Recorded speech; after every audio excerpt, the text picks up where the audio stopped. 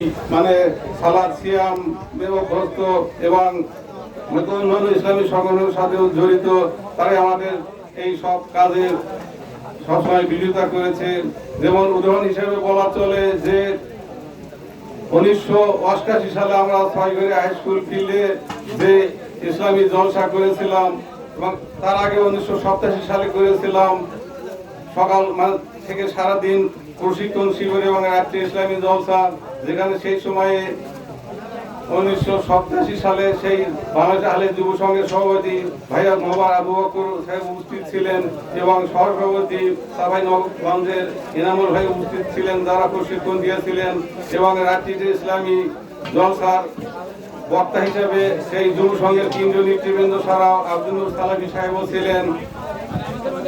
সেই সভাতেও যারা বিরোধিতা করেছিল, সমস্যার সৃষ্টি করেছিল এবং এরপর 1988 সালের সভাটিকে তো তারা ঠিক মতো হতেই দেয়নি এবং সেখানে অনেক বিশৃঙ্খলা এবং বক্তাদেরকে অনেক নির্যাতন সইতে হয়েছে।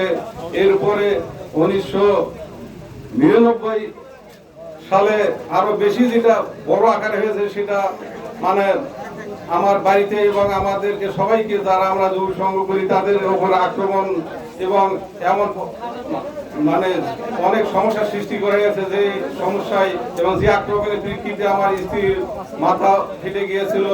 তো যাই হোক, এরপরে 1993 সালে এই মসজিদকেও এক শ্রেণীর লোক এখানে দখল করে নিয়েছিল বলা চলে।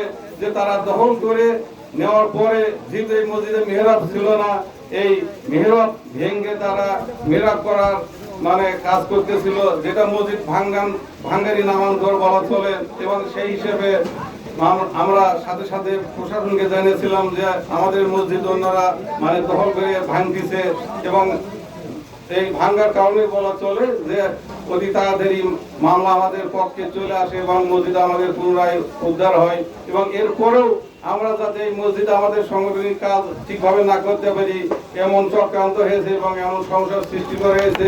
এই সব কিছুই বলা চলে যে সে আল্লাহর ভাষায় এরা অবিশ্বাসী, এরা মুখের ফুটকারে আমাদের এই প্রচেষ্টাকে নিভে দিতে চায়, কিন্তু আল্লাহ আলামিন চান এটা পূর্ণতা দান করবেন। এবং এর লক্ষ্যই আমরা দেখতে পাচ্ছি যে আমরা যখন শুরু করেছিলাম তখন আমাদের কর্মী বা সমর্থক সংখ্যা খুব কম ছিল।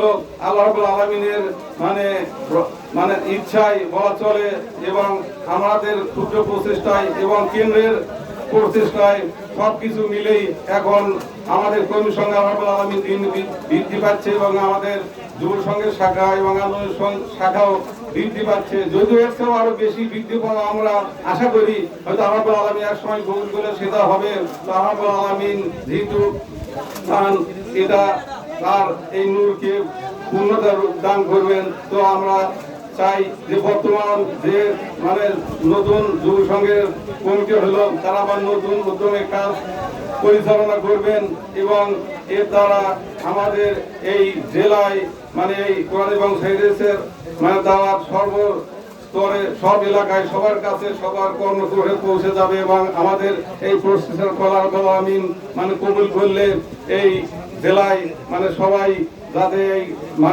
হয়তো সবাই এই সংগঠনে আমরা আসবে না, কিন্তু সবাই মতো বুঝবে এবং সমর্থন করবে, এই পর্যায়ে যাতে যায় আমি সেই আশা করি।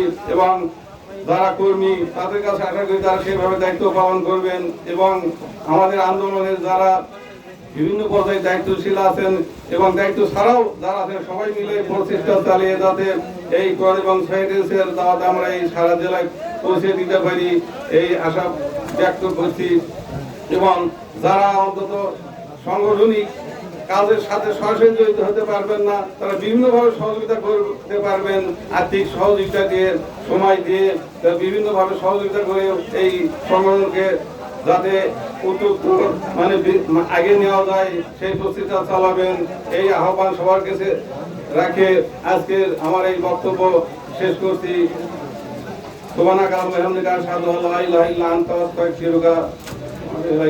আসসালামু আলাইকুম ওয়া রাহমাতুল্লাহ।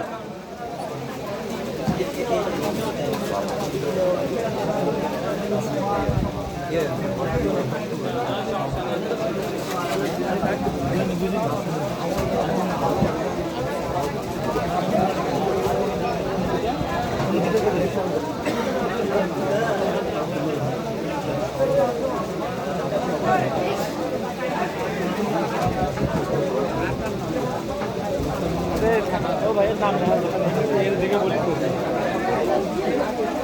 আসসালামু আলাইকুম ওয়া রাহমাতুল্লাহ।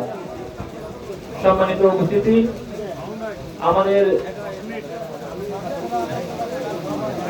গাইবান্ধা পশ্চিম সাংগঠনিক জেলা একজন